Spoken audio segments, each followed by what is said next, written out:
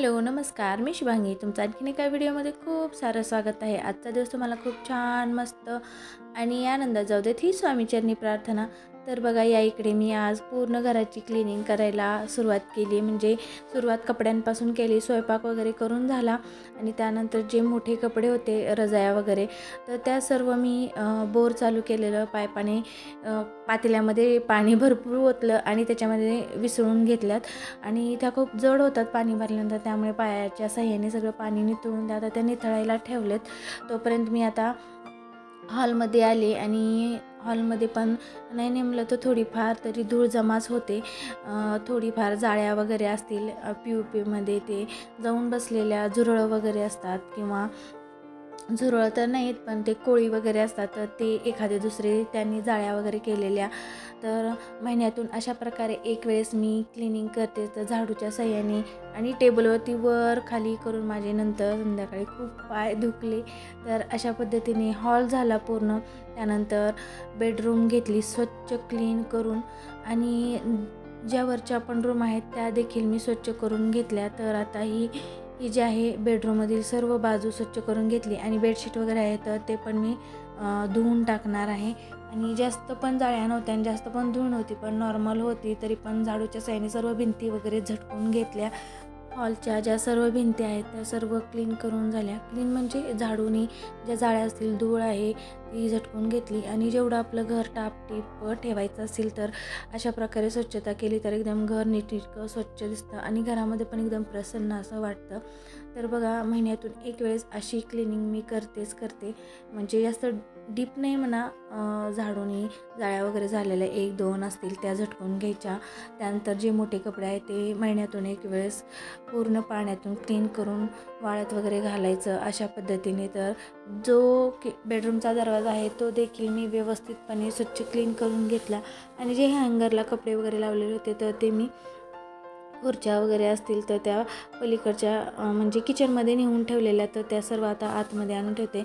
आणि ध्रुवचं मध्ये वेगळंच काहीतरी चाललेलं होतं आणि ही जी बाजू आहे ही किचनमधील एरिया आहे बाजू, तर तो स्वच्छ करून घेतला। आणि किचनमध्ये पण जास्त प्रमाणात किचनमध्येच थोडीशी जास्त धूळ निघाली। धूळ म्हणजे जे फोडणीचं वगैरे असतं ते थोडंफार उडून गेलेलं, जास्त नाही पण थोडंसं स्टाईल वगैरे चिकट झालेला, तर दिसत असेल तुम्हाला कचरा थोडासा जमा केलेला।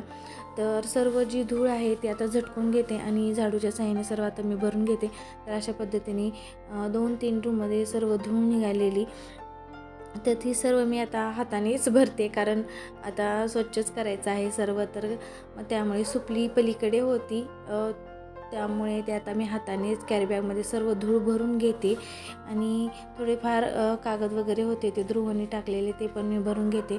तर अशा पद्धतीने ह्या 3 रूम होत्या त्या पूर्ण स्वच्छ करून झालेल्या। सकाळीच कामाला सुरुवात केलेली, 9 हे शाळेत गेले, आरू आणि 9:30 वाजलेले। तर हा आहे किचनचा एरिया। तर किचनची जी स्टाईल वगैरे आहे त्यावरच्या पूर्ण मी साबण वगैरे लावून स्वच्छ धुवून घेतली, तोपर्यंत मी झाडू मारून घेतला म्हणजे पाणी निथळून जाईल। तर आता पहिल्यांदी ओल्या कपड्याने सर्व पुसून घेते मी। त्यानंतर जो सुका कपडा आहे म्हणजे कोरडा, त्याच्याने जे सर्व साहित्य आहे ते एक पुसून सर्व लावून पण देणार आहे, पण अगोदर जे स्टाईल भिंत वगैरे आहे पाणी मारून घेतलेलं तर ते धुवून घेते। आणि आपण रोजचा स्वयंपाक बनवतो तर थोडंफार तरी तेलकट असतं, ते फोडणीचं थोडं तरी उडून जातं नॉर्मली, जास्त नाही। रोज तर माझा हात मी त्याच्यावरती साफ करून घेते फरशीवरती क्लीन वगैरे।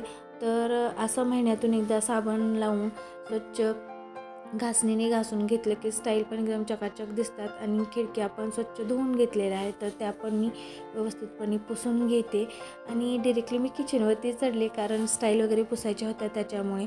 आणि हा मनी प्लॅन आहे जो कपमध्ये लावलेला खूप छान आलेला आहे, तर त्याला रोजच्या रोज मी पाणी चेंज करते, त्यामुळे तो खूप छान फुटलेला आहे। तर ही लोणच्याची भरणी आहे, कैरीचं लोणचं, त्यानंतर लिंबाचं लोणचं जे की आईने दिलं होतं मला, तर ते छोट्या भरण्यांमध्ये पण काढून घेतलेलं आहे। आणि जे किचनच्या एरियावरील सर्व सामान होतं ते सर्व लावून दिलं आणि आता ज्या ट्रॉली वगैरे आहेत म्हणजे किचनच्या खाली ठेवलेल्या, म्हणजे भाजीपाला ठेवलेला, टोमॅटो, बटाटे, तर त्या ट्रॉलीमधील कांदा, त्यानंतर लसूण हे सर्व पण साफ केलं. त्यामधील पालापाचोळा काढला, ट्रॉल्या वगैरे स्वच्छ पुसल्या.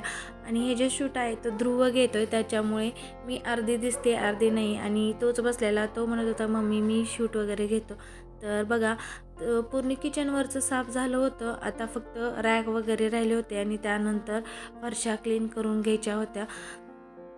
साधारणतः 9:30ला मी कामाला लागलेली. तर आता माहीत नाही किती वाजलेले, मी पाहिलं नाही, पण आता 11 11:30 झाले होते. तर आता इकडे बघा हा जो रॅक आहे तो सर्व छोटे भांडे आहेत स्टीलचे.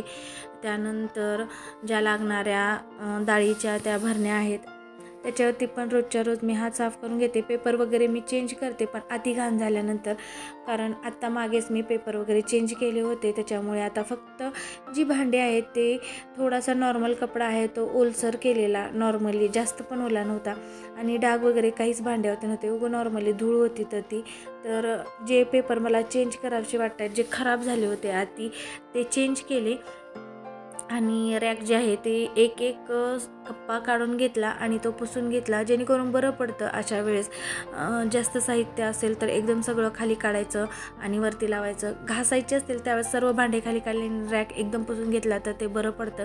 पण अशा वेळेस काय करते मी, पसारा पण होत नाही, एक कप्पा आहे तो रिकामा करते, पुसून अगोदर साईडला ठेवते आणि त्यानंतर तो कप्पा आहे तो क्लीन करून घ्यायचा. त्यानंतर पेपर अंतरायचं आणि ते सर्व भांडे त्याच्यावरती लावून द्यायचे. तर अशा पद्धतीने हा जो स्टीलचा रॅक आहे तर तो सर्व स्वच्छ करून घेते मी. त्यानंतर देवघराची सर्व बाजू आहे ती झटकून घेतली. त्यानंतर ते पण स्वच्छ केलं. देवघर, देवाचे फोटो ते सर्व बाहेर काढले आणि ते पण क्लीन करून घेतले. बरंचसं शूट घ्यायचं राहून गेलं.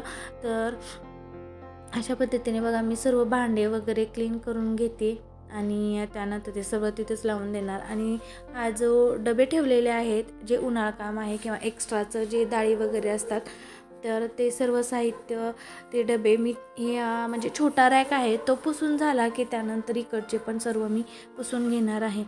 आणि आपण नेहमी स्वच्छ करतो, पण थोडी धूळ येते. आणि आता सध्या उन्हाळा सुरू आहे, त्यामुळे तर धुळीचं प्रमाण जास्त वाढलेलं आहे. हवा सुटली की वाऱ्याबरोबर धूळ येतेच.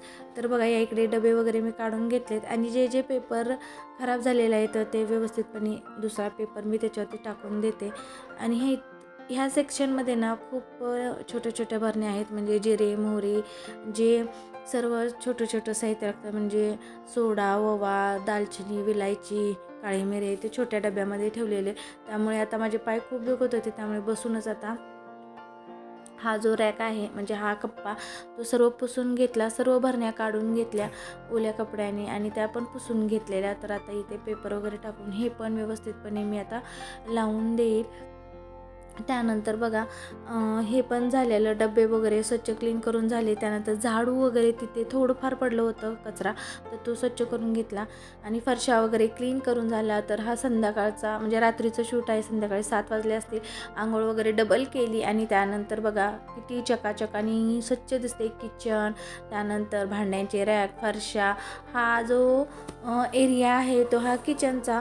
त्यानंतर बघा ह्या पायऱ्या, इकडची सर्व बाजू, त्यानंतर बेडरूम ती पण स्वच्छ करून झाली. आणि हा हॉल आहे, हा देखील स्वच्छ पुसून वगैरे झालेला. तर खूप प्रसन्न वाटतं घर क्लीन केल्यानंतर. तर आजचा क्लिनिंगचा व्हिडिओ तुम्हाला कसा वाटला कमेंटवर नक्की सांगा. आणि व्हिडिओ आवडला असेल तर चॅनलला लाईक करा, शेअर करा आणि सबस्क्राईब करा.